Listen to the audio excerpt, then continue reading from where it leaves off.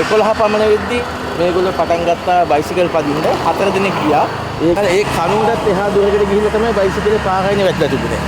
එච්චර දුරක් බයිසිකලේ පුද්ගලයෝ නැතුවත් ගියා ආවා. අදිකෙනින් ඇවිල්ලා මැෂින් එකේ හෙඩ් එක අර පැත්තට දැම්මේ. දාලා ගහගාවේ තමයි රිවර්ස් එක මේ පැත්තට ගත්තේ. ඒ ගද්දි පාර ඉතාමත් පැහැදිලිව තිබ්බා. කිසිම වාහනයක් පේන්න තිබ්බේ නැහැ. ඒකට ගෝලයක් අපි පාවිච්චි කරනවා.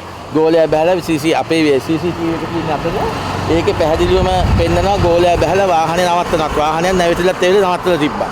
මේ මෝටර් සයිකල් දෙක ඉතා අධික වේගයෙන් ක්ෂණිකව ආවා.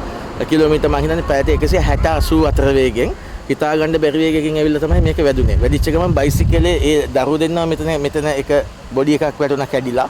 අනිත් බොඩි එක අතන බයිසිකලේ ගියේ අර මීටර් 250ක් ඈත අර පේන සුදු කණුවක් තියෙන්නේ.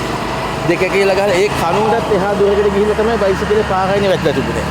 එච්චර දුරක් බයිසිකලේ පුද්ගලයෝ නැතුවත් ගියා ආවා. පුද්ගලයෝ මෙතන වැටලා බයිසිකල එච්චර දුර ගිහලා තමයි එතන සලකුණු තියෙන බයිසිකලේ පොලිසියත් එතන නෝට් කරගත්තා. එතන තමයි බයිසිකලේ වැටුනේ. මේක පාර කෙලින් පාර. ඔව් මේක දුර පේනවා දෙපැත්තටම මීටර් 500 වගේ දුර හොඳට පේනවා. ඊටත් පැතිපර පේනවා මේක එදත් 7 පමණ වෙද්දී මේ 11 පමණ වෙද්දී මේගොල්ලෝ පටන් ගත්තා බයිසිකල් පදින්න. 4 දිනක් ගියා. ඒගොල්ලන්ගේ සියලුම බයිසිකල් පදින වෙලාවල් ගිය වේග ප්‍රමාණත් අර CCTV එකේ මේ CCTV එකේ කියන දෙකේම සටහන් වෙලා තියෙනවා. ඒ කියන්නේ මේ සිද්ධියට ඉස්සෙල්ලා හැමදාම දිනපතා හවසට බයිසිකල් රේස් පදිනවා මේ පාරේ. රැට පදිනවා. ඔව්. ඒතර ඒ සම්බන්ධව පොලිසියක් දැනුවත් කළා දිනවා. පොලිසිය දැනුවත් කරා. නමුත් පොලිසිය පැමිණෙද්දී ඒගොල්ලෝ පලා යන නිසා පොලිසිය එනකොට ඒ කට්ටියට අක්කාලා යනවා. මොකද පාර දුර පේනවනේ. ඔව්.